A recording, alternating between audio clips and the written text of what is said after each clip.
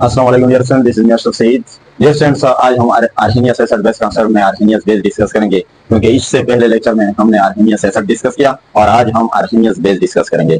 तो आज का हमारा टॉपिक है what are Arrhenius base, Arrhenius concept of Arrhenius concept of base.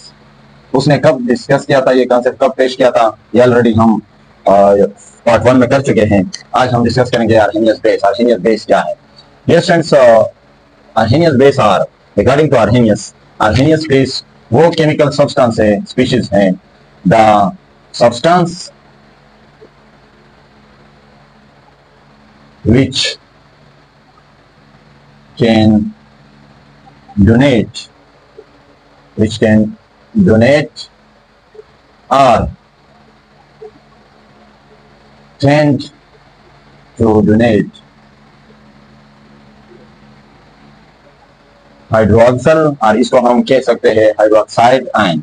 Hydroxyl ion means OH ion, इसको हम क्या कह सकते हैं? Hydroxide ion in aqueous medium. उसने मीडियम कौन सा लिया था? एक्वस मीडियम मीन्स वाटर लिया था, aqueous medium. And such substance is called, तो इस जैसे सब्सटेंस को उसने क्या नाम दिया? Arrhenius base, Arrhenius base. तो इसके मुताबिक, आर्हेनियस के मुताबिक वो बेस है सिर्फ और सिर्फ वो सब्सटेंस इस बेस है जो कि वाटर में OH आयंस दे सकते हो। इसके बगैर अगर कोई बेस और उनके पास OH ना हो तो इस कॉन्सेप्ट के मुताबिक वो बेस नहीं है, ठीक है। और ये लास्ट में इसके लिमिटेशन में हम स्टडी करेंगे। तो हम आते हैं उनके एग्जाम्पल्स की तरफ। एग्जाम्पल, पहले मैं एग्जाम्पल लेता हूँ, ठीक है, ताकि आप लोगों को समझ आ जाए। डियर फ्रेंड्स, अगर मैं ले लो एक ऑक्सीजन ले लो, तो ऑक्सीजन ग्रुप नंबर 6 से बिलोंग्स करता है। तो इसमें कितने वैलेंस शेल इलेक्ट्रॉन है? 6। तो यहाँ पे अगर मैं ले लो इनके साथ एक H ले लो, तो ये डियर फ्रेंड्स ये हमारे पास हुआ OH। तो यहाँ पे ऑक्सीजन हाइड्रोजन की जो वैलेंसी है वो भी जस्ट लाइक हीलियम वो भी कंप्लीट हुई, और ऑक्सीजन के पास 2 + 2 + 2 6 + 1 7। यहाँ पे एक इलेक्ट्रॉन की कमी है, तो इसका मतलब ये है कि इस इलेक्ट्रॉन के साथ पेयर कहां से आएगा? ये किसी से लेगा।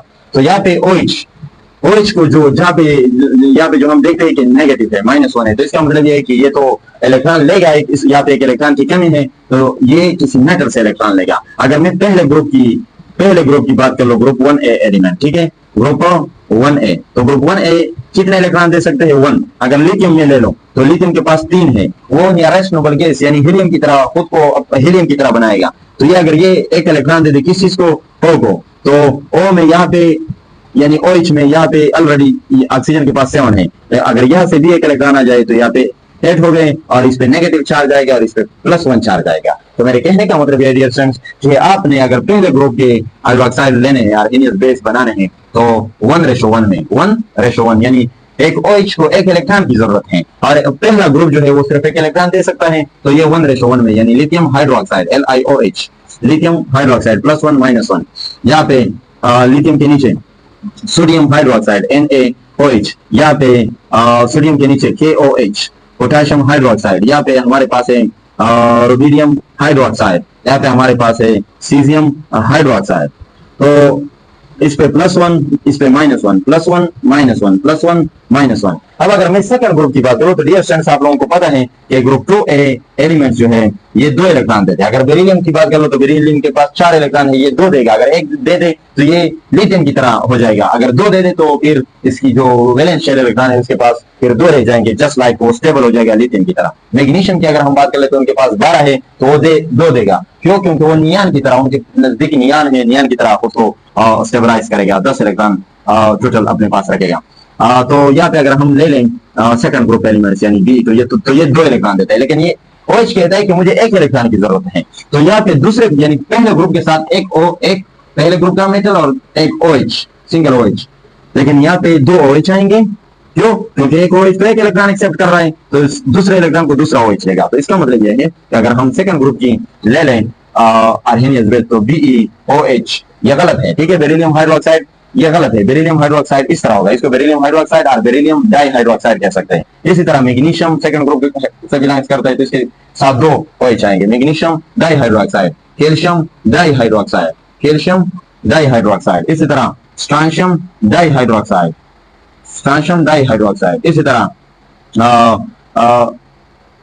बेरियम डाई हाइड्रोक्साइड, तो ये सेकंड ग्रुप के हाइड्रोक्साइड है। अब अगर हम थर्ड ग्रुप की बात कर लें, तो मेटल का जो थर्ड ग्रुप है, यानी इसमें एक मेटलाइड आता है बोरान, तो ये 3 इलेक्ट्रॉन दे सकते हैं, 3 इलेक्ट्रॉन, और यहाँ पे एक OH को 1 इलेक्ट्रॉन की जरूरत है, तो इसका मतलब है कि यहाँ पे 3 OH इसके साथ आएंगे। तो अगर मैं ले लो तो बोरान ट्राई हाइड्रोक्साइड ये आएगा, बोरान ट्राई हाइड्रोक्साइड। इसी तरह तीसरे ग्रुप से एल्यूमिनियम, ये भी 3 इलेक्ट्रॉन देता है, तो इसमें +3 चार्ज आएगा, और यहाँ पे 3 OH आएंगे, एल्यूमिनियम ट्राई हाइड्रोक्साइड। यहाँ पे जो सेकंड ग्रुप है, इस पे मेटल पे +2 और इस पे -1, लेकिन कितने हैं? 2 है, तो एक OH पे नेगेटिव -1, इसका मतलब है कि इसके 2 इलेक्ट्रॉन जो है, ये एक इलेक्ट्रॉन एक OH ने लिया है और दूसरा दूसरे ने।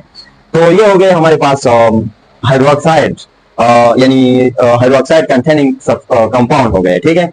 अब इसको मैं आर्हेनियस कॉन्सेप्ट के मुताबिक ये कहता है कि वो सब्सटेंस, यानी वो सब्सटेंस, वो मॉलिक्यूलर, वो कंपाउंड, यहाँ पे क्या है, ये मॉलिक्यूल नहीं, ये फार्मूला यूनिट है, क्योंकि मेटल और नॉन मेटल से बने हैं। मॉलिक्यूल वो होते हैं जो टोटली नॉन मेटल से बने हो, जिसमें कोवेलेंट बॉन्ड है, लेकिन यहाँ पे आयनिक बॉन्डिंग है। द सब्सटेंस, वो कंपाउंड विच कैन डोनेट, जो कि दे सकता है, क्या दे सकता है? हाइड्रोक्सल आयन ये दे सकता है। और कैन टू डोनेट का मतलब है या देने की कोशिश कर सकता है, देने की कोशिश। तो इसका मतलब है, देने की कोशिश का मतलब यह है कि ये तो या हाइड्रोक्सल डायरेक्टली दे सकता है या देने की कोशिश करता है। तो यहाँ पे वीक बेस की तरफ इशारा है, वीक आर्हेनियस बेस, और यहाँ पे स्ट्रांग डायरेक्टली दे सकता है, तो इसका मतलब स्ट्रांग बेस की तरफ इशारा है। What are strong and weak bases, इसकी तरफ हम बाद में आते हैं। अब फिलहाल इसकी जो प्रोसेस है वो डिस्कस करते हैं। ये कहते हैं कि सपोज हमारे पास एक ऐसा, सपोज इनमें से आप कोई भी एग्जांपल के तौर पर ले सकते हो। सपोज मैंने सोडियम हाइड्रोक्साइड लिया, NaOH, क्या है ये हमारे पास है NaOH, NaOH, NaOH। ये कहता है कि पानी में अगर इसको डाल दिया जाए, यहाँ पे ये मीडियम है, अगर यहाँ पे मैं प्लस में लिख लो तो इसका मतलब कि ये रिएक्टेंट के तौर पे यूज हुआ है, लेकिन ये कहते हैं कि ये जस्ट मीडियम के तौर पर, यानी हम कह सकते हैं कि just as a solvent use हुआ है, और आर्हेनियस के मुताबिक ये just as a solute use हुआ है, ठीक है। Just he did the process as just the chemical change, not a sorry, as a physical change, not a chemical change. उसने just solution prepare करने का एक मेथड बताया, ठीक है। यहाँ पे सोडियम Na प्लस और एक्वस का क्या मतलब है, इसकी तरफ हम बाद में आते हैं, और OH negative, aqueous hydroxide ion इसने दिया, तो इसका मतलब है कि ये क्या है हमारे पास? आर्हेनियस बेस है। इसी तरह अगर मैं ले लो, इसमें मैंने सोडियम हाइड्रोक्साइड लिया, इसमें मैं सपोज यहाँ पे ग्रुप नंबर सेकंड में, इसमें मैं सपोज लेता हूँ कैल्शियम हाइड्रोक्साइड, या इसको हम कह सकते हैं कैल्शियम डाई हाइड्रोक्साइड। तो Ca+2 एक्वस OH, और यहाँ पे कितने?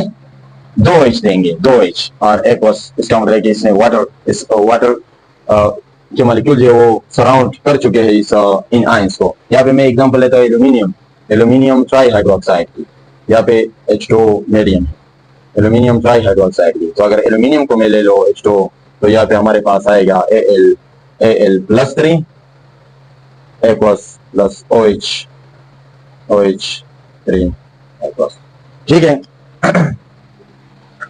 इसमें एक जो है, जो एक रीजन है कि किसकी सॉल्युबिलिटी ज्यादा होगी, कौन स्ट्रांग बेस होगा, कौन वीक होगा, वो बाद में इंशाल्लाह हम डिस्कस करेंगे। पहले हम आर्हेनियस क्या कहता है कि कौन से बेस है, उसकी तरफ हम ये स्टेप बाय स्टेप जा रहे हैं, ठीक है। अब इन प्रोसेस में से सपोज मैं एक को लेता हूँ, सपोज मैं इसको जूम कर लेता हूँ, ठीक है, कैल्शियम हाइड्रोक्साइड को, या मैं सपोज सोडियम हाइड्रोक्साइड को जूम कर लेता हूँ, सपोज मैं सोडियम हाइड्रोक्साइड को जूम कर लेता हूँ, ठीक है। तो यहाँ पे अकॉर्डिंग टू आर्हेनियस, यहाँ पे हमारे पास ये क्या है, हमारे पास एक बीकर है, ठीक है। ये हमारे पास क्या है? एक बीकर है,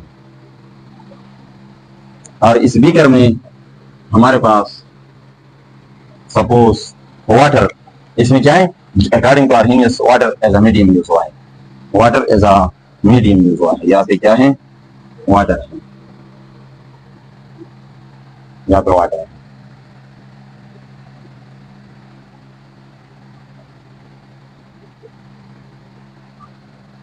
और इसमें सपोज मैं NaCl डाल देता हूँ, सपोज ये NaCl सॉरी NaOH है, NaOH, ये NaOH है, ये रेड कलर इसमें मैंने डाल दिया। तो इसमें ये क्या है? NaOH, NaOH।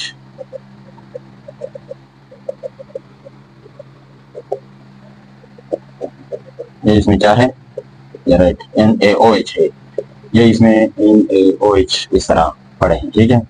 तो इसकी जो पीछे केमिस्ट्री क्या है इसकी तरफ हम आते हैं।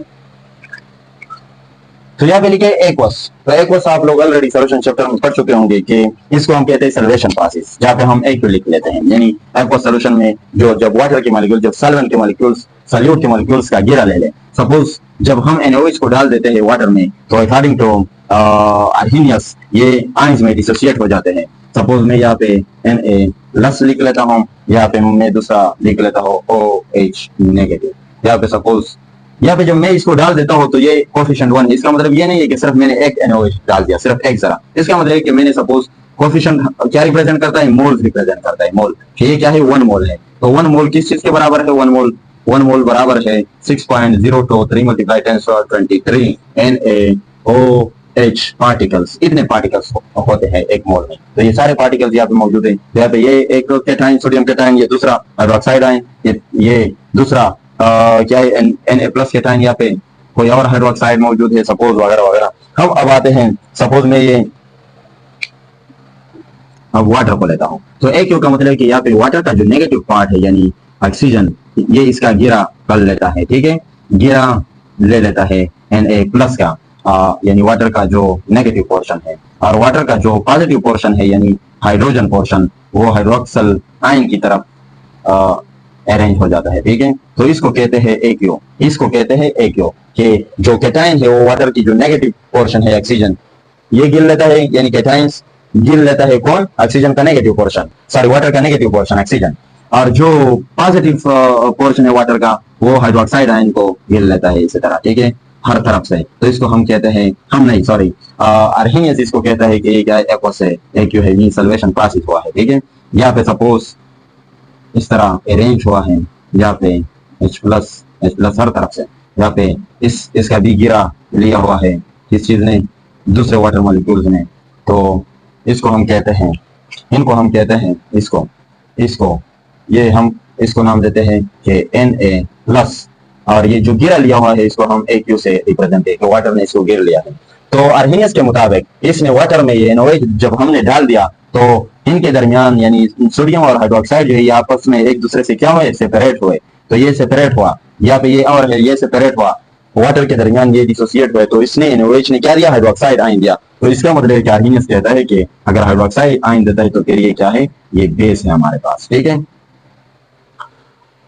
इसी तरह एक और एग्जांपल भी लिख सकते हो, अमोनियम NH4+ अमोनियम हाइड्रोक्साइड। तो ये भी हमारे पास क्या है? एक आर्हीनियस बेस है, क्योंकि इनके पास OH मौजूद है, ठीक है। इस तरह और भी एग्जांपल हो सकते हैं, लेकिन अब तक के लिए ये कहते हैं। तो डियर स्टूडेंट्स, एक बात और भी याद रखें कि जब हम स्ट्रॉन्ग एसिड और स्ट्रॉन्ग बेस और वीक एसिड और वीक बेस पढ़ेंगे तो इसमें हम इंशाल्लाह उसमें डिस्कस करेंगे कि इसमें कौन सा स्ट्रॉन्ग है, कौन सा वीक है, सीक्वेंस के थ्रू इंशाल्लाह डिस्कस करेंगे। तो डियर स्टूडेंट्स, चैनल को सब्सक्राइब कीजिए, अपने दोस्तों के साथ भी शेयर कीजिए, और जो भी क्वेश्चन हो आपका तो आप कमेंट सेक्शन में अपना क्वेश्चन पूछ सकते हैं। इंशाल्लाह I will be responsible to reply of your best question, each and every question. Wish you best of luck dear students, thank you.